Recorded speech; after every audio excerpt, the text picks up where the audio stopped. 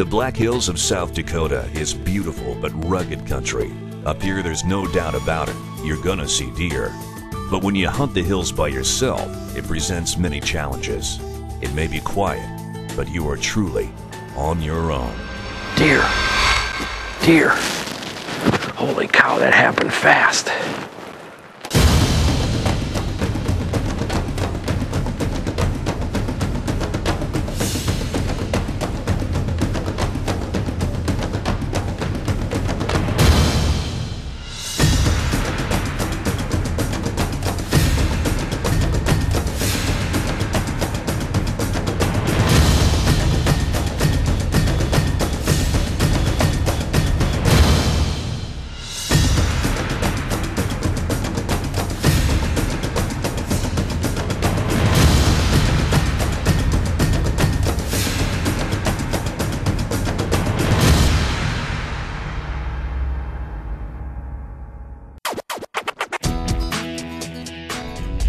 I only get out here a few times a year. Spring for turkey hunting, usually a visit in the summertime or early in the fall, because this place is a work in progress. The inside's a little rough, but she's livable. And then I come back for deer hunting. So when I'm out here, I'm hunting. I don't get a lot of chance to do scouting. But I'm gonna head for the old familiar spots, the places that we've taken deer before, myself, my nephew, and some of my buddies, and see if I can't do it again, but this time on my own. I think this is the first time in 6 years that my nephew Luke hasn't joined me, but he's off at college now and couldn't get away. The first 4 years he came out here, he went back to back, got his first deer, got his first big doe, got his first buck, and then took another buck the next year. Lucky, lucky kid, but a good hunter too. I'll miss him. Now this is going to be different than you're used to on North American Hunter. It's not exactly Survivor Man, but I've got a cameraman with me, and I've told him not to join in any way. He's here just to record what happens when you're in deer camp on your own, a real solo hunt. So that's what we're going to do. Whatever's going to happen is going to happen, and that's what we're going to put on North American Hunter this week. I'm always wondering what's going on where I might have been sitting over on the hill, or what's going on if I'd have been sitting on the backside of a telephone booth, or what's going on somewhere else. And when you're by yourself, you don't have buddies to sit on all those stands and come back at night and tell you what they saw during the day. So the next best thing is trail cameras. You put up a cuddy back at each one of those spots that you're considering sitting. The next day, you go and collect the photos and you see what you missed. The best part is they're time-stamped, so you know when that nice buck came by the stand, so you can make a decision on where you want to be at that time the next day. North American Hunter is brought to you by Federal Premium Ammunition. Every shot counts. Matthews, catch us if you can. Mossy Oak, it's not a passion, it's an obsession. Nikon, the trusted name in optics. Thompson Center, America's master gunmaker. And by huntingclub.com, the official site of the North American Hunting Club. Huck! I'm proud to be a North American Hunter, and I want you to be a North American Hunter too. North American Hunter TV fans can join the North American Hunting Club for our best offer ever. All you have to do is text the word HUNT plus your email address to 57682. That's HUNT plus your email address to 57682. Good boy. Join the club. Become a North American Hunter right now.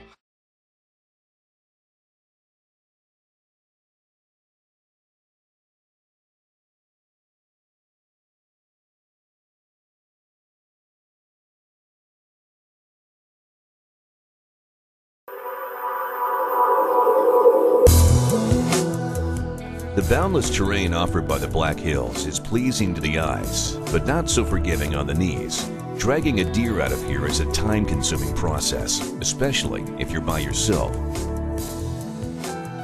Real solo hunts are pretty rare. A lot of times because you want to invite a bunch of guys along to share the adventures and share the excitement. But honestly, also to share the work. Because hunting on your own isn't easy. If you get a deer, you've got to do all of that, get it out of the woods, get it taken care of, pack everything up all by yourself. It's a lot of work. Now, the reward is great. The reward is peace and quiet. Sometimes I'm out there, when I do a solo hunt, I don't say a word in 3 or 4 or 5 days as long as I'm in camp, because there's nobody to talk to. I know it's time to go home when I start talking to myself.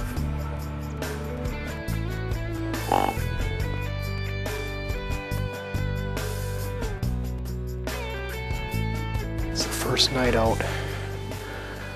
Headed down to the spot that I want to hunt at the bottom of this canyon. But as I'm going down, I'm just glassing across. Spotted a few deer up on the far side. The first night of hunting proves to be a quiet one, but not a wasted one. Every moment alone is spent reflecting and enjoying a departure from distractions. But Bill would tell you, don't let your guard down. Anywhere I go, I take my survival and first aid kit with me, and I've got a spot satellite transmitter now that if I get in trouble back up over the hill, that thing's on. I can just hit 911 or help, and somebody's going to see the signal and come and give me a hand. Last night, we were hunting in the pine trees down there just on the other side of the power line. We saw the most deer, and we saw the biggest deer moving farther up, just below and through the trees on the top of the hill over there. So my plan for tonight, I think, is going to be try to be in there early enough that we can get down past them and actually up above those deer instead of below them. There is a steep climb to get above that spot because I wanted to come down onto the spot and into the wind. So I made that climb, slowly took my time. Fortunately, didn't bust any deer as I was doing it. Put on my jacket because up there on top, it got breezy fast and it was cool. Of course, we couldn't get it on camera, but I glanced through the binoculars one time at the does and fawns, and here, looking right at me from 80 yards away, is the biggest buck I've ever seen on the property. He was there for a flash and was gone. So the way I figured it, I had to have a deer down by noon or I was going to go home with an empty tag. Well, I sat down on that same stump where my nephew was sitting 6 years ago when he got his very first deer. Knew it was a good spot. We've taken lots of deer there. So I sit down, lay my pack down, lay the rifle down, get the sticks set up just the way I want them, because even though I know it's only 90 yards down to the bottom where that deer trail is, I like to shoot off of a good solid rest. I had no more than gotten the sticks steady, picked the rifle up and put it on my lap, look back to my left, and here's the deer coming. The cameraman behind me has had no time to get anything ready other than tape a little bit of me setting up. But it's the last morning, it's the last few hours we're going to be able to take a deer, so I was not going to let this one pass. So I got the rifle loaded, got it up on the sticks, and started following, and just hoping the cameraman was on the deer. Followed him. Well, he got between 2 pine trees, and I knew that that was the last place that I was going to be able to take a shot at that deer, because everything else to the right was brush, and that would have been picking a real tiny hole to shoot through. But I got him in between there. I blatted at him.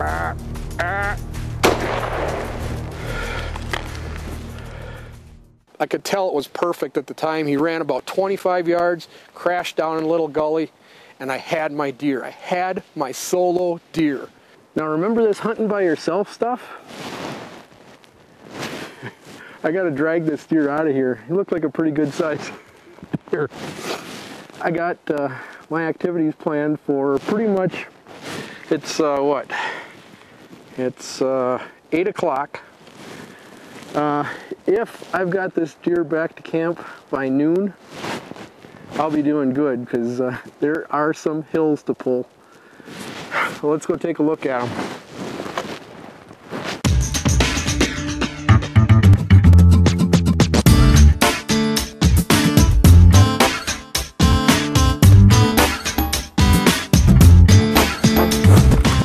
just a good average Black Hills 8-point whitetail. This is the kind of deer that I expect to be able to take if I come out here, spend a couple days hunting on my own place, because I know it pretty well. And he'll make great meat for the freezer, but he'll make even better memories. I don't know if I've ever taken a deer in quite such a frenzy. Now, I wouldn't change the traditions of deer camp for the world. I love coming up here with my friends, my family, but once in a while, it's fun to get back here and do it on your own. To stand on your own hind feet, do it all yourself. It's a real feeling of accomplishment that everybody should experience. Coming up, Gordy Cron helps you get a grip on your bow, that is. Plus, Ainsley Beeman has our latest field test items. Get the inside track for your chance to win a Mathews Z7 Extreme. Log on to getinsidetrack.com/Mathews. Inside Track is your daily connection to everything hunting. Sign up for your free subscription today. Find it all at getinsidetrack.com/Mathews.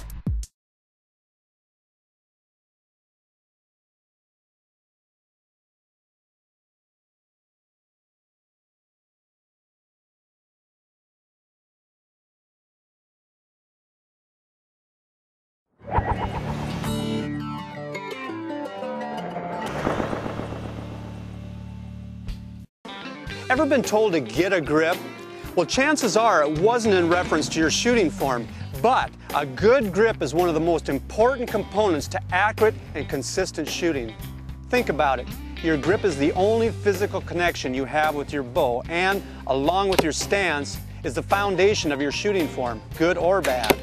Too many shooters put a kung fu grip on their bow, like it's going to fly out of their hand at the shot, and the result is loose and inconsistent groups. That's because gripping your bow handle too tightly or shifting position on the grip after you draw causes torque, which pulls the bow to one side or the other and destroys accuracy because the arrow doesn't come out of the bow consistently.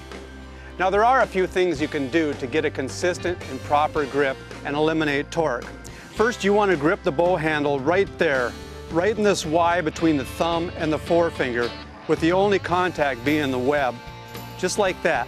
Okay, for this next tip, you're going to need a prop. Magic marker, buy them anywhere.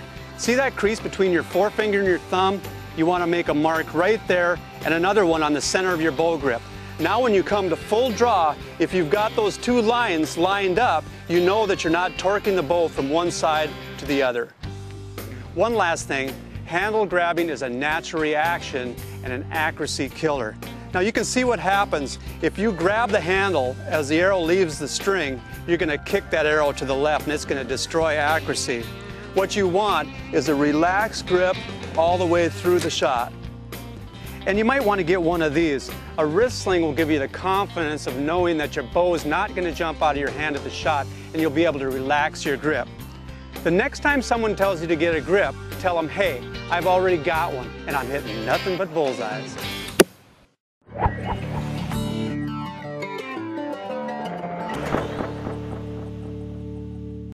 The task we call on a firearm to do is really simple. The ultimate goal is to drive a projectile downrange with consistent accuracy to strike an intended target. So in achieving superior accuracy, Gamo's taken many lessons from the firearms world and applied them directly to their adult air rifles. Most recently in the Whisper CFR fixed barrel air rifle. It's long been known that one-piece firearm designs in which optical sights are attached directly to a barrel that is also the chamber provide superior accuracy potential.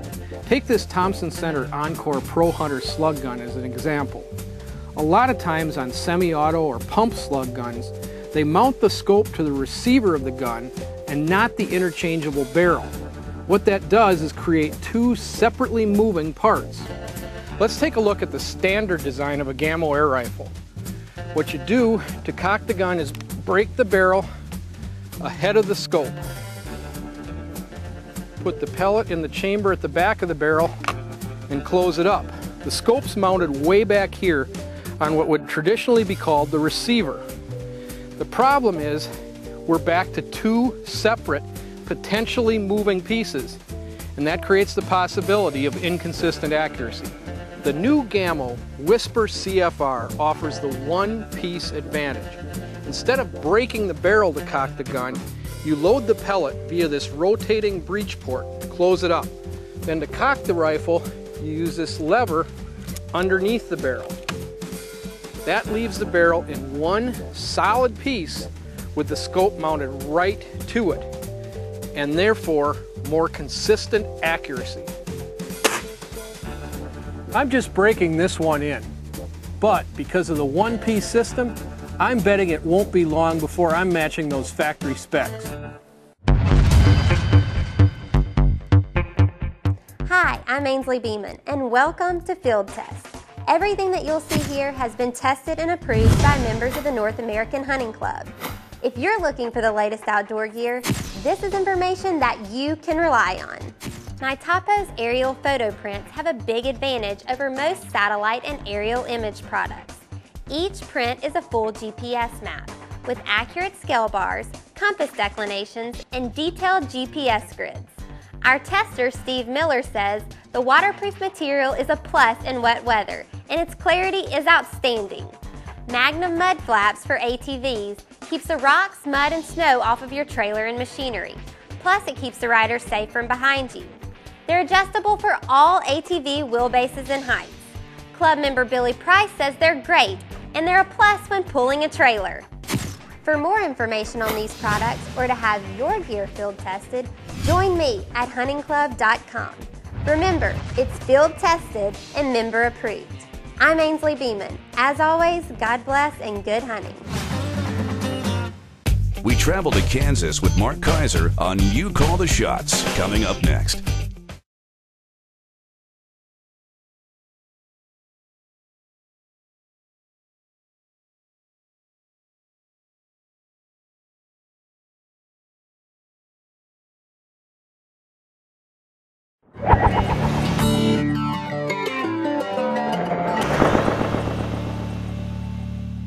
Well, as hunters, we all like to go back every year to our special places, and it's not always because of, the great hunting there. It's great friends. And my buddy Greg here in Kansas allows us the run of his place. And that's the kind of hunting I dearly love to do.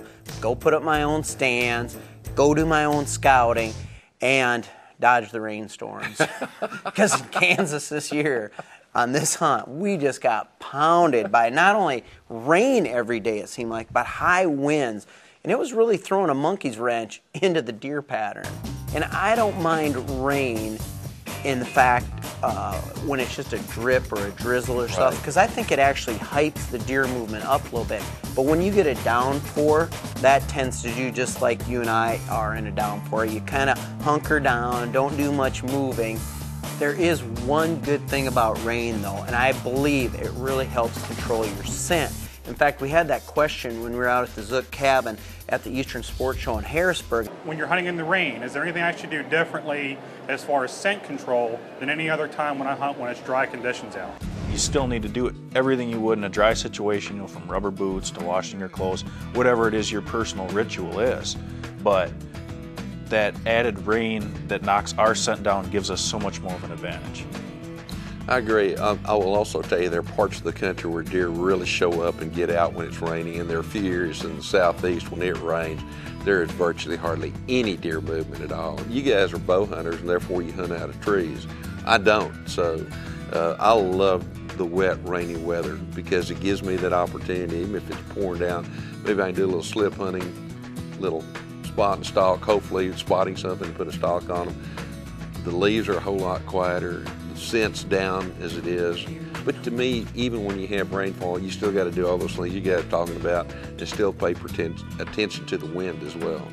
You need to be really extra careful regarding your rain gear as well, and make sure it's quiet rain gear. And you definitely need to stay warm, because if you're not warm, you're not going to be out there all day waiting for that buck to come by.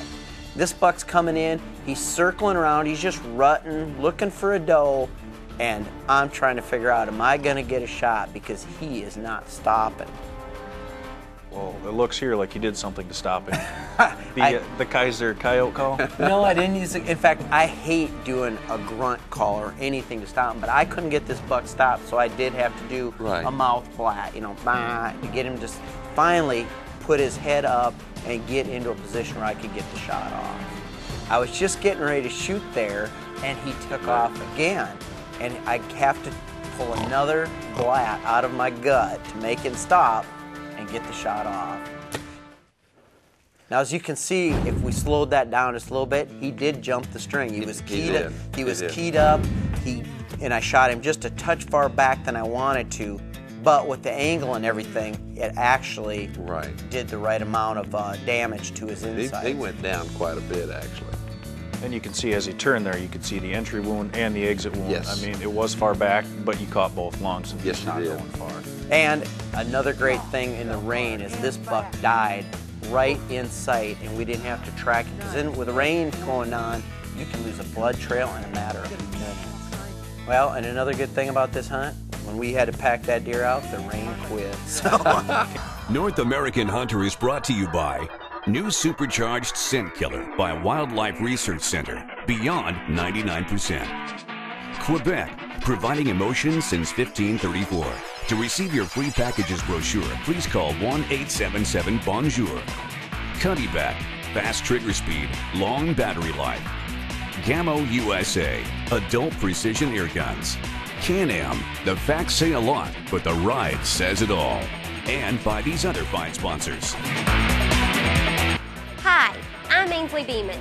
Join me and the North American Hunter team on Facebook. If you want the best tips, hottest products, and the inside track on everything hunting, then you want our Inside Track email newsletter. Go to getinsidetrack.com for your free subscription.